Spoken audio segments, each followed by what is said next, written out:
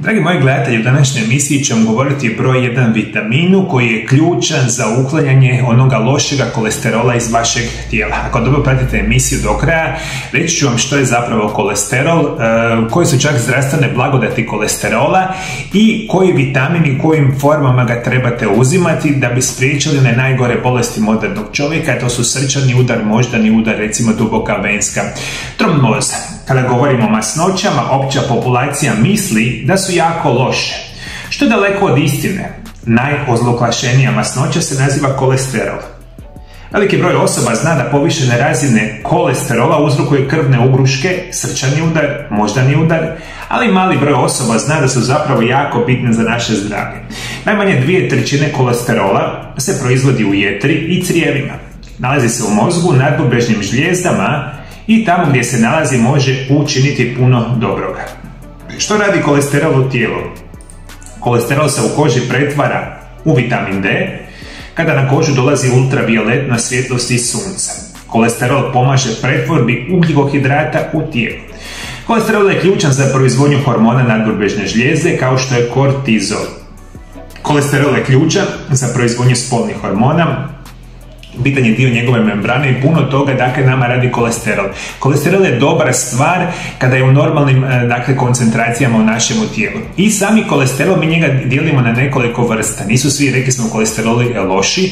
Problem je kad onaj loši kolesterol imamo u jako visokim koncentracijama. Ključne razlike u kolesterolu su vezane za protein koji se vežu u tijelu. Lipoproteini u krvi prenose kolesterol po tijelu. Imamo nekoliko vrsta. Prvo, LDL lipoprotein, loši kolesterol, protein niske gustoće. Prenosi oko 65% kolesterola u tijelu, to je onaj kolesterol koji stvara krvne ugruške. Drugi je VLDL lipoprotein, protein vrlo niske gustoće. Nose oko 15% ukupnog kolesterola kroz tijelu. Jetra ga treba da proizvodi LDL lipoprotein u velikim količinama, može izazvati bolesti srca. Treći je HDL lipoprotein. Lipoprotein visoke gustoće ili dobri kolesterol.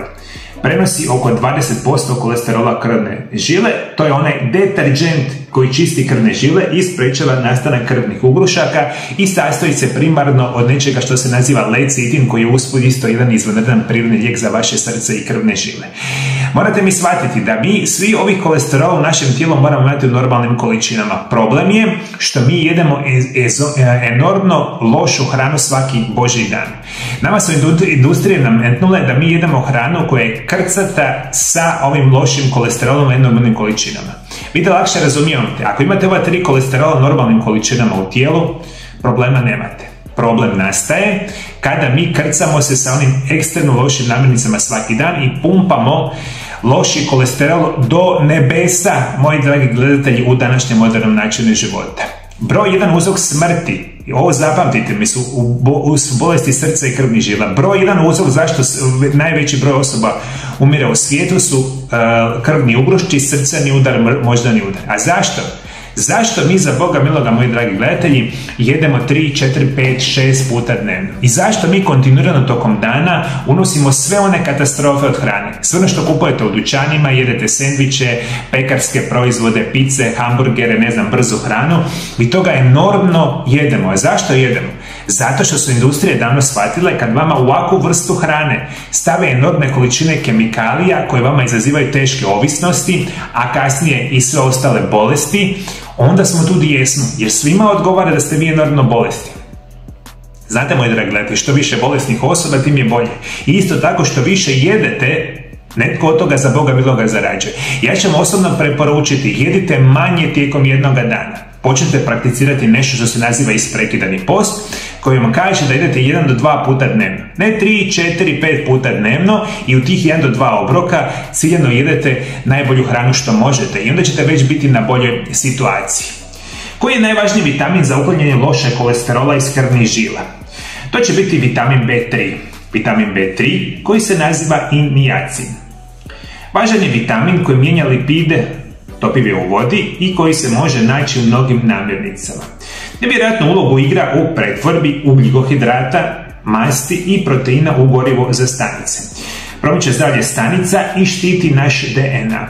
Istraživanje pokazuju da značajno štiti od raka grla i štrijela. Vitamin B3 je važan vitamin za održavanje zdravog srca i metabolizma, plus pomaže u ravnoteži razine kolesterola u krvi. Osim toga, pomaže kod funkcije mozga, zdravlja kože, pa čak i sprječavanje i liječenje dijabetesa. Studije pokazuju da je vitamin B3 vrlo koristan za one koji su pod povećanim rizikom za srčani udar, moždani udar i druge oblike bolesti srca, uzrokovane visokim razinama lošega kolesterola, niske razine korisnog HDL kolesterola ili povećane razine triglicerida. I ovo zapamtite, moji dragi gledatelji, za zdravlje srca i krvnih žila vama treba vitamin B3. Treba vam generalno svi vitamini B skupine, međutim ovaj je najvažniji. Jer vi ako njega nemate, vi značajno sebi povećavate rizik od krvnih ugrušaka. Problem je što nama nitko o tome ne govori, osim mene, možda još par ljudi u svijetu vas pokušava educirati što je zdrav način života i što su prirodni lijekovi. I samo sa zdravim načinom života i prirodnim lijekovima možete biti zdravi, a ne jedući jako loše namirnice, jedući jako, zapravo pijući enormne količine lijekova i onda mislimo za Boga miloga bit ćemo super zdravi. Nikada nismo bili bolesniji otkad je povijesti čovečanstva. Danas, kada se zbrajaju svi oboljeli u cijelome svijetu, svake godine rapidno se pogoršava stanje. A rekao sam vam, jedna od najgorih bolesti su, ne najgore, nego najgora bolesti srca i krvnih žila. Uzrok su prehrana, kronični nedostatak minerala, vitamina i enormno konzumiranje lijekova.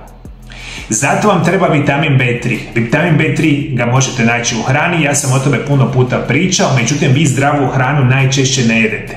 A vi čak i koji se trudite jesti zdravu hranu imate problem, jer odete u dućan i ona hrana je krcata pesticidima, herbicidima, kemikalijama i ko zna čime sve. I onda opet nemate adekvatnu količinu vitamina B3. Ovo je specijalno bitno za sve vas, dragi moji gledatelji, koji ste preko 45, 50, 60 godina, jer ste vi u najvećem riziku da obolite od srčanog i moždanog udara. I što ćemo onda, moji dragi gledatelji, napraviti? Moramo onda uzimati vitamin B3 uz najkvalitetnije dodatke prehrane što postoje.